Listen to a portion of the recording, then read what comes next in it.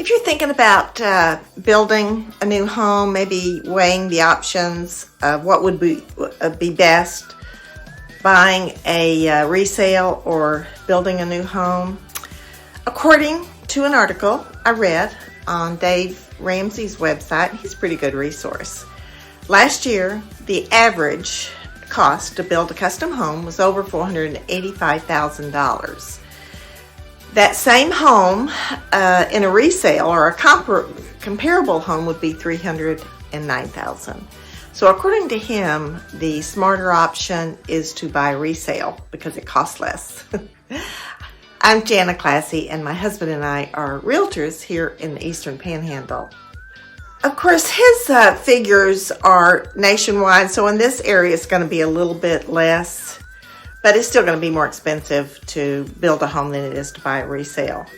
If you buy a new semi-custom tract house, the difference in cost between that type of home and a resale is going to be less, the difference. But it's still going to cost more to build a home than it is to buy one already built.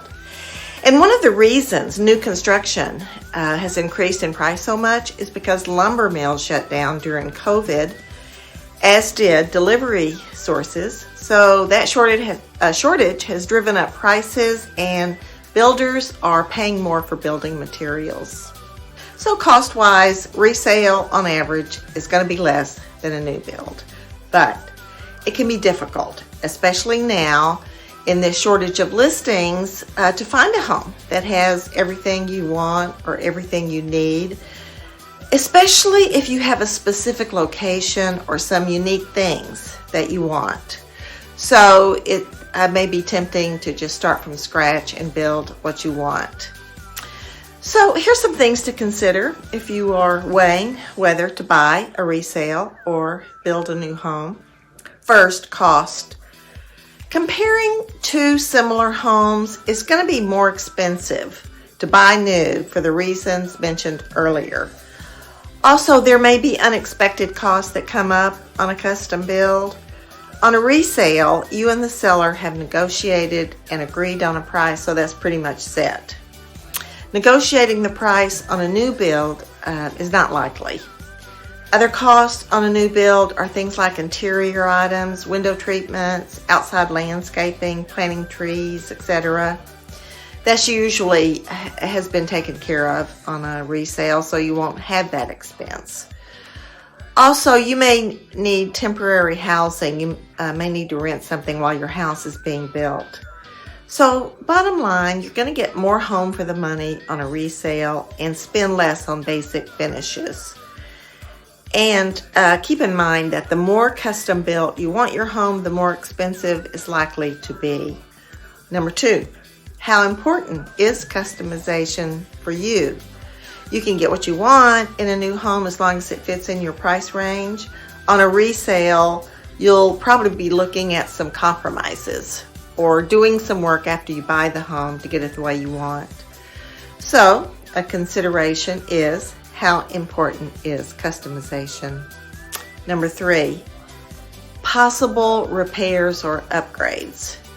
In new homes, you don't have to worry about lead-based paint or asbestos. Plus, new homes are usually built to meet current building codes, so they're more energy efficient, they have updated features, and you won't likely be looking at repairs or replacements anytime soon because everything's new and there's usually a warranty.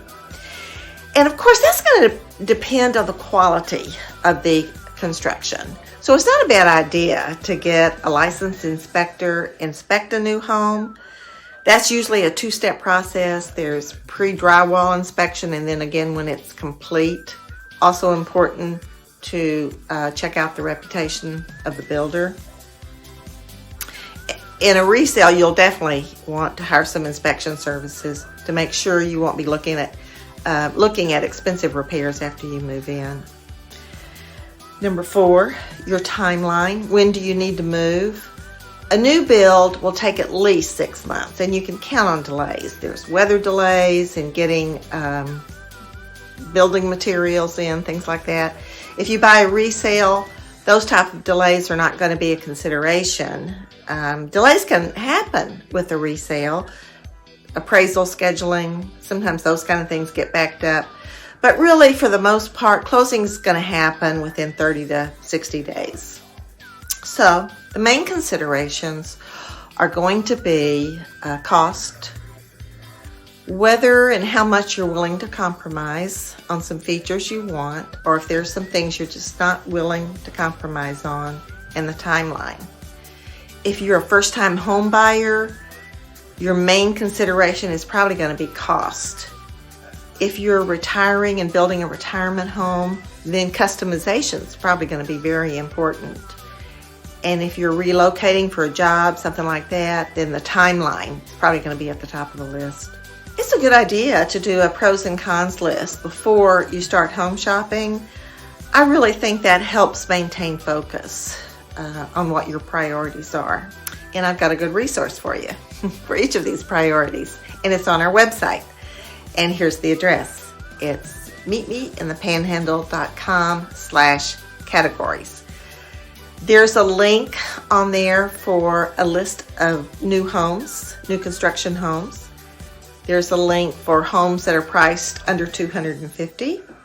Another one for homes priced $250 to $500. There's 9 categories there. So check that out. That may save you some time. I've already got the searches set up in those categories and lists of homes set up. Again, meetmeinthepanhandle.com/home categories. And if you're not familiar with this area, I do quite a few videos on living here, living in the Eastern Panhandle. One is about to pop up here while I'm doing this video. So if you want to check on that, it's about living in the Eastern Panhandle, and it can be pretty helpful. All right, I'm at 304-264-2828. My email is jana@amazingaffordable.com. If you need some help, if you've got any questions, contact us. We're here to help. We'd love to.